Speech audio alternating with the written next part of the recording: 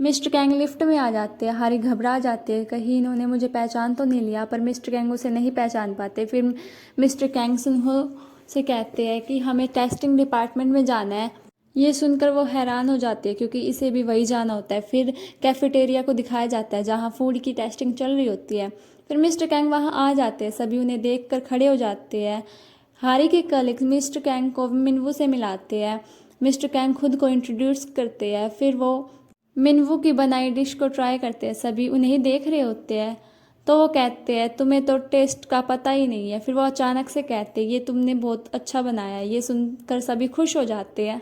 हारी को दिखाया जाता है जो कि वॉशरूम में होती है। इसकी कलीग इसे मैसेज करके पूछती है अब आपका पेट दर्द कैसा है, क्या मैं आपको दवाई ला कर दूँ। बाहर कुछ लड़कियां बात कर रही होती है कि मिनवू की बनाई डिश सभी को पसंद आई। ये सुनकर हारी खुश हो जाती है। फिर रात का सीन दिखाया जाता है। हारी मिनवू के पास होती है, वो उसे बताती है तुम्हें अप्रूव कर दिया गया है। वे दोनों बात कर रहे होते हैं। मिनवू हारी से कंसर्ट के बारे में पूछता है और कहता है ज़रूर तुम जिनियोंग के साथ गई होगी। तो हारी कहती है मैं एक लड़के के साथ गई थी। ये सुन के मिनवू शॉक्ड हो जाता है और कहता है तुमने तो बताया भी नहीं कि तुम्हारा कोई बॉयफ्रेंड है। तो हारी कहती है नहीं, हम बेरली एक दूसरे को जानते हैं। तो मिनवू हारी को कहता है तुम उसे कभी मुझसे मिलवाने लाना। हारी कहती है तुम मुझसे ज़्यादा अपनी गर्लफ्रेंड पर ध्यान दो। ये सुनकर मिनवू को कुछ खास अच्छा नहीं लगता।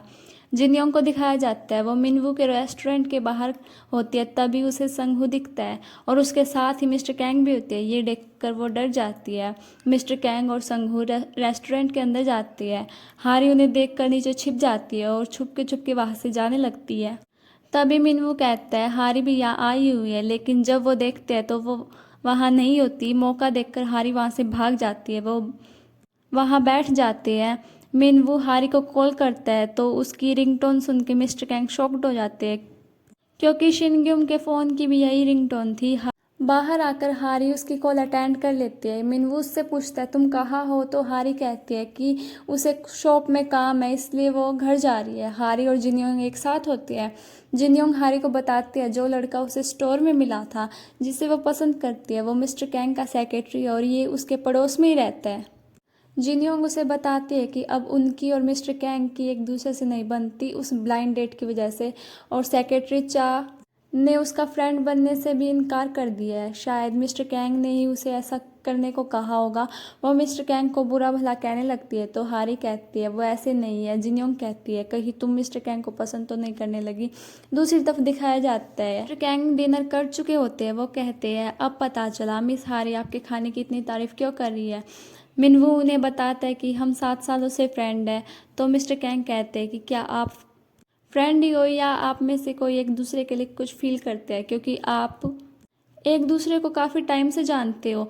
ये बोल के वो शिनग्युम के बारे में सोचने लग जाते हैं कि वो भी अपने फ्रेंड को 7 सालों से पसंद करती है। कार में संगू कहता है आपने पसंद वाली बात क्यों की शेफ से, क्या आपने किसी से सुना था कि शिनहारी उन्हें 7 सालों से पसंद करते हैं। तो मिस्टर कैंग सोचते हैं शिनग्युम और शिनहारी एक जैसी है। नेक्स्ट सीन जिनयोंग का दिखाया जाता है। वो लिफ्ट का वेट कर रही होती है, तभी संगू वहाँ आता है और उसे देख के रास्ता बदल लेता है और सीढ़ियों से जाने लगता है। ये देखकर जिनयोंग को हैरानी होती है और वो भी उसके पीछे जाने लगती है और उसे रोककर कहती है तुम मुझे अवॉइड क्यों कर रहे हो, क्या मैं कोई वायरस हूँ जो तुम मेरे साथ लिफ्ट में भी नहीं जाना चाहते। तो संगू कहता है मैं आपको अवॉइड नहीं कर रहा और उसे कचरे की थैली दिखाकर कहता है मुझे लगा कि आप इसकी स्मेल से परेशान हो जाएगी। फिर वो वहाँ से जाने लगता है तो जिनयोंग उसे कहती है क्या हम फ्रेंड्स बन सकते हैं। तो एक बार फिर से वो उसे मना करके वहाँ से चला जाता है। फिर सुबह का सीन दिखाया जाता है। संगू मिस्टर कैंग के घर जाता है।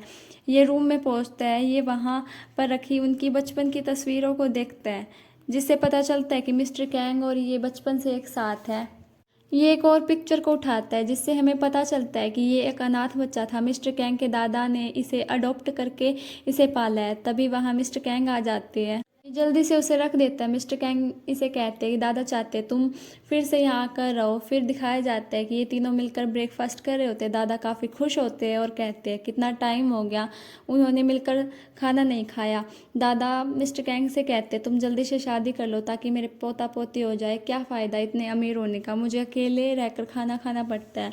अब से हम हफ्ते में 2 बार खाना साथ में खाएंगे। ये सुनकर मिस्टर कैंग शॉक्ड हो जाते हैं और कहते हैं मेरा शेड्यूल पैक्ड होता है, इसलिए ऐसा नहीं कर सकते। वो संगू को इशारा करता है तो संगू भी कहते हैं हाँ, और मेरा घर भी दूर है, मैं थक जाऊंगा। फिर मिस्टर कैंग उससे शेड्यूल पूछते हैं तो वो बताता है कि आप फ्राइडे को फ्री है।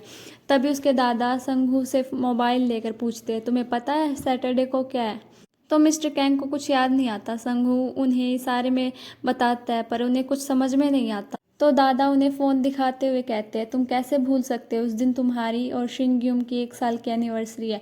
फिर दिखाया जाता है दादा उनके साथ बाहर तक आते हैं। फिर दादा कहते हैं तुम शिनग्यूम के साथ डेट पर जाओ, मैं तुम्हारे लिए रिजर्वेशन करवा दूंगा। दादा के जाने के बाद संगू उनसे पूछता है अब क्या करे, दादा ने तो शेड्यूल कैंसिल करवा दिया। पर मिस्टर कैंग को शेड्यूल कैंसिल होने पर ज़्यादा फर्क नहीं पड़ता। ये देखकर संगू को हैरानी होती है। फिर बस का सीन दिखाया जाता है। हारी और उसका डिपार्टमेंट शूटिंग प्लेस पर जा रहे होती है। फिर ये सब वहाँ पहुँच जाते हैं। मिस्टर कैंग के दादा को दिखाया जाता है जो कि किसी बिजनेस डील की वजह से वहाँ पहुँचे होते हैं। मिस्टर कैंग के दादा कार में होते हैं, तभी उन्हें उनकी कंपनी की बस दिखाई देती है। वो ड्राइवर को कार रोकने को कहते हैं। साथ ही दिखाया जाता है कि यहाँ शूटिंग चल रही होती है। शूटिंग बहुत अच्छे से होने की वजह से दादा काफ़ी खुश हो जाते हैं और क्लैप करते हैं। हारी जैसे ही दादा को देखती है वो शॉक्ड हो जाती है और अपने फेस को कवर करने लग जाती है। अब इनकी शूटिंग ख़त्म हो जाती है और ये सब खाना खा रही होती है। हारी डर रही होती है और अपने बालों से अपने फेस को कवर कर रही होती है। हारी बॉस और चेयरमैन बैठकर बात कर रहे होते हैं। तभी उन्हें किसी के फ़ोन की आवाज़ आती है। ये हारी का फ़ोन होता है जिसे वो वहाँ रख कर चली गई थी। उसकी बॉस उसे बुलाती है। ये अपने फेस को कवर करके आती है। तभी दोबारा से इसका फ़ोन रिंग होता है। मिस्टर कैंग उसे कॉल कर रहे होते हैं। ये देखकर वो जल्दी से वहाँ से भाग जाती है और वॉशरूम के अंदर जाकर मिस्टर कैंग से बात करती है। मिस्टर कैंग उससे पूछते हैं कि तुमने मेरी कॉल रिसीव क्यों नहीं की। तो हारी कहती है हमारी कंपनी में फ़ोन यूज़ करना अलाउड नहीं है।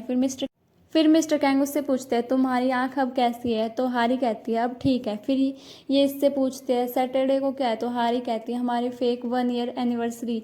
ये सुनकर मिस्टर कैंग मुस्कुराते हैं कि इसे तो ये याद है।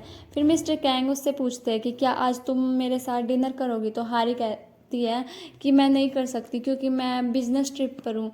तो वे कहते हैं कोई नहीं, मैं तुम्हें कल कॉल करता हूँ। फिर मिस्टर कैंग के दादा को दिखाया जाता है। उनके पेट में दर्द होता है। वे वॉशरूम के लिए जाते हैं। हारी का एक कलीग उन्हें वहाँ लेकर जाता है। हारी का कलीग उसे बाहर आने को कहता है। हारी जब बाहर आने लगती है तो वो दादा को देखती है और वो वापस से अंदर चली जाती है। दादा उसे जल्दी से बाहर आने को कहते हैं पर हारी कुछ जवाब नहीं देती। दादा गेट को खींचते हैं, तभी हारी गेट खोल देती है जिससे दादा डिसबैलेंस हो जाते हैं और पीछे की ओर गिरने लगते हैं।